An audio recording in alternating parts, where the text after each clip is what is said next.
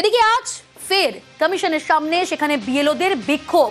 মালদার সুজাপুরে বিএলওদের প্রতিবাদ বিক্ষোভ, এবং যে ছবি নতুন নয়, এর আগেও দেখেছি।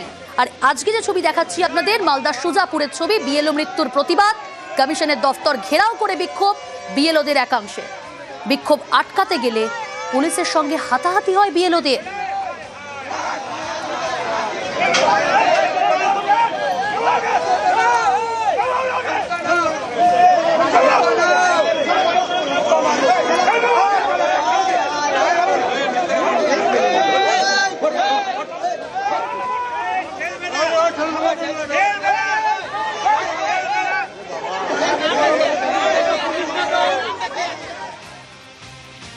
এবার জ্ঞানেশের বিরুদ্ধে থানায় শওকত, মুখ্য নির্বাচন কমিশনের বিরুদ্ধে থানায় অভিযোগ।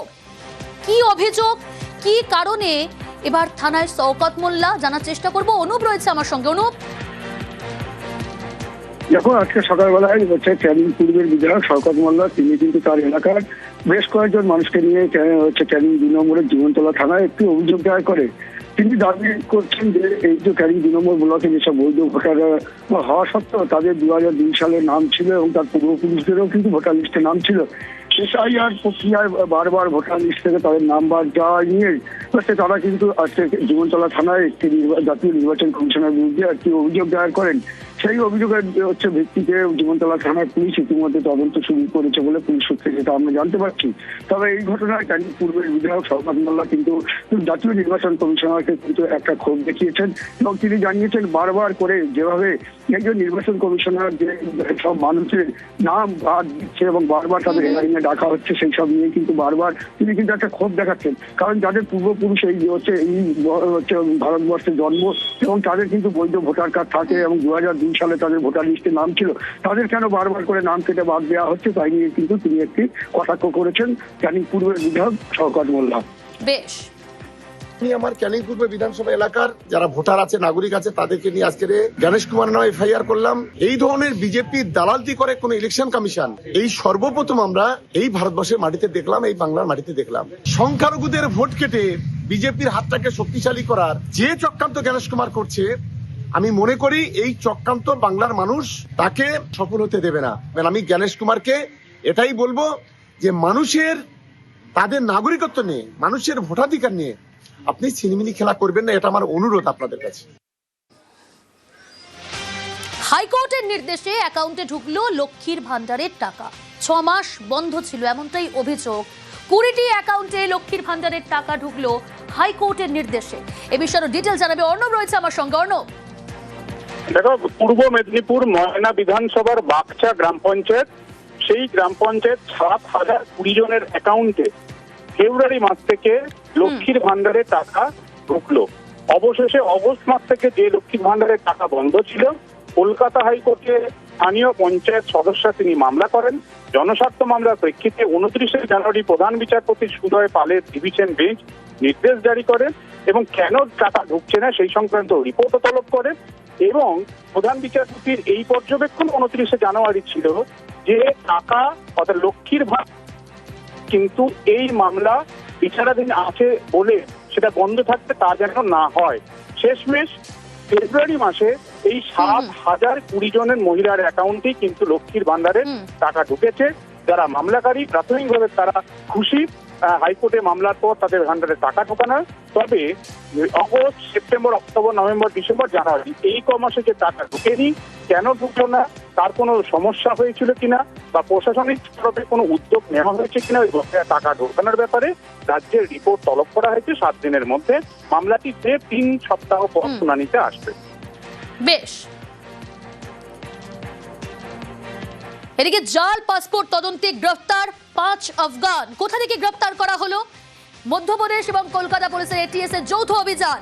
কিন্তু কোথা থেকে গ্রেফতার, কিভাবে জড়িত এই জাল পাসপোর্ট কাণ্ডে তারা, জানার চেষ্টা করবো। অমিত রয়েছে আমার সঙ্গে। অমিত, বেনিয়াপুকুর থেকে 4 জন আফগান নাগরিক এবং ভবানীপুর থেকে 1 জন আফগান নাগরিক, এই 5 জনকে গ্রেফতার করেছে মধ্যপ্রদেশ পুলিশের এটিএস অর্থাৎ সন্ত্রাস দমন শাখা তরফে গ্রেফতার করা হয়েছে এবং সহযোগিতা করেছে কলকাতা পুলিশ। তোমাকে জানিয়ে রাখবো, মধ্যপ্রদেশ পুলিশ সূত্রে যেটা জানা যাচ্ছে, গত বছর জব্বলপুরে এই জাল পাসপোর্ট চক্রের একজনকে গ্রেফতার করা হয়েছিল শাহবাজ খান নামে।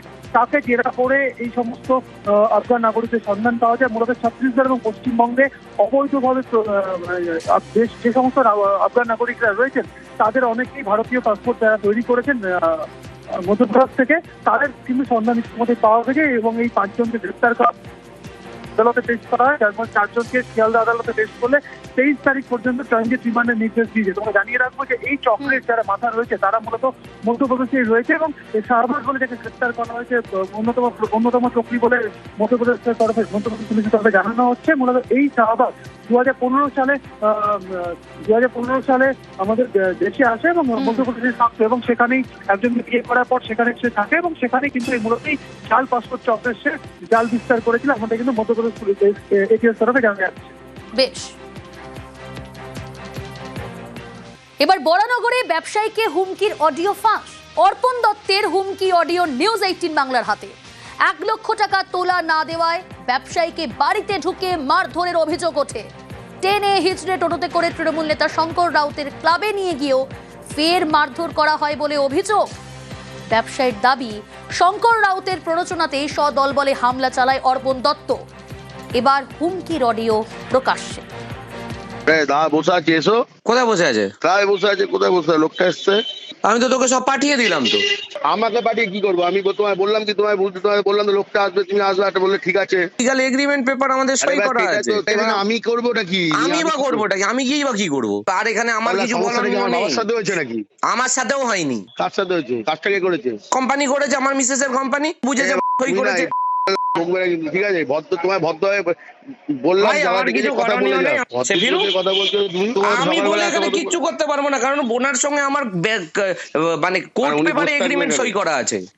7 দিন কেটে গেলেও অধরা মূল অভিযুক্ত, আতঙ্কে ব্যবসায়ী সুদীপ্ত ঘোষ। এত গোয়েন্দা বিভাগ, এত কিছু থাকা সত্ত্বেও একটা সামান্য এই অপরাধীকে পুলিশ ধরতে না পারে, সেটা প্রশাসনের গাফিলতি ছাড়া আর কিছুই। আতঙ্কে থাকাটা তো খুবই স্বাভাবিক। রাস্তায় বেরোলে তারা কোনো রকম ভাবে আমার উপর আক্রমণ করতেও পারে। যেদিনকে আপনার উপরে হামলা করা হলো তার আগেও কি আপনাকে হুমকি দেওয়া হয়েছিল? সকাল থেকেই আমার উপর চলছিল। তারপরে তো ওখানে গিয়ে টাকা চাওয়া বা এই সমস্ত ব্যাপারগুলো, আর আমি বারবারই বলেছিলাম যে আমি যেখানে কাজ করছি সেখান থেকে আমি কাজের অর্থ পাই, বাকি আছে। যেটা আমার অভিযোগ সেটা হচ্ছে আমি যেখানে কাজ করছিলাম সেই অ্যাডভোকেটের বিরুদ্ধে যে তিনি আমায় যেগুলো দেননি টাকা পয়সা, এবং আমার মালপত্র আটকে রেখেছে, যন্ত্রপাতি আটকে রেখেছে, আমার অন্যান্য সাইটে কাজ করতে অসুবিধে হচ্ছে, তালা মেরে রেখে দিয়েছে, সেই সবগুলো আমাকে তো ওখান থেকে উদ্ধার করতে হবে। ফের মহার্ঘ লড়াই সুপ্রিম কোর্টে। বকেয়া ডিএর 25% চেয়ে মামলা করেছে সরকারি কর্মচারীদের একাংশ। সুপ্রিম রায়ের পরেও 25% বকেয়া ডিএ না মেটানোর অভিযোগ। আদালত অবমাননার মামলা যৌথ সংগ্রামী মঞ্চের। মামলার পথে আরও একটি কর্মচারী সংগঠন। আগামী সপ্তাহেই মামলার শুনানির সম্ভাবনা রয়েছে শীর্ষ আদালতে।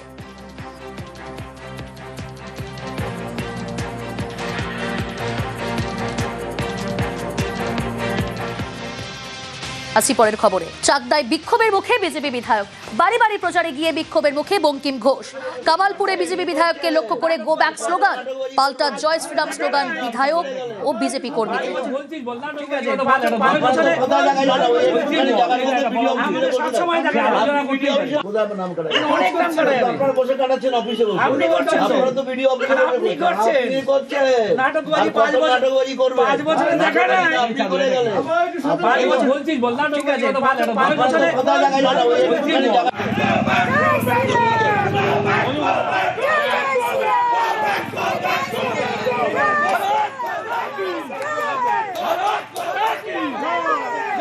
কেন এরকম পরিস্থিতি তৈরি হলো জানার চেষ্টা করব। রঞ্জিত রয়েছে আমার সঙ্গে, প্রতিনিধি রঞ্জিত।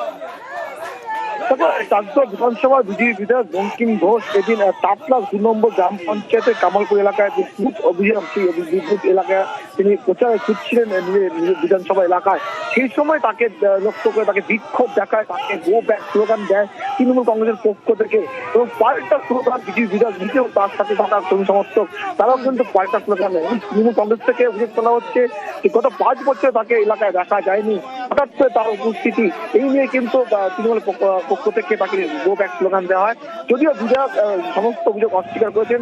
তো তার যে দাবি, তার যে অভিযোগ রয়েছে যে তার যে কর্মসূচি তার এলাকায় নিজস্ব এলাকায় সেখানে ঢুকতে তাকে বাধা দেওয়া হচ্ছে। তৃণমূল কংগ্রেসের পক্ষ থেকে গো ব্যাক স্লোগান দেওয়া হচ্ছে, যা নিয়ে কিন্তু বাদানুবাদ সৃষ্টি হয় এবং উত্তেজনা পরিবেশ সৃষ্টি হয়। পরবর্তী সময় পুলিশ আসে ঘটনাস্থলে পরিস্থিতি সামাল করে। এখনো পর্যন্ত ওই এলাকায় পুলিশ পিকেট রয়েছে, পাশাপাশি পরিস্থিতি এই মুহূর্তে স্বাভাবিক রয়েছে। বেশ।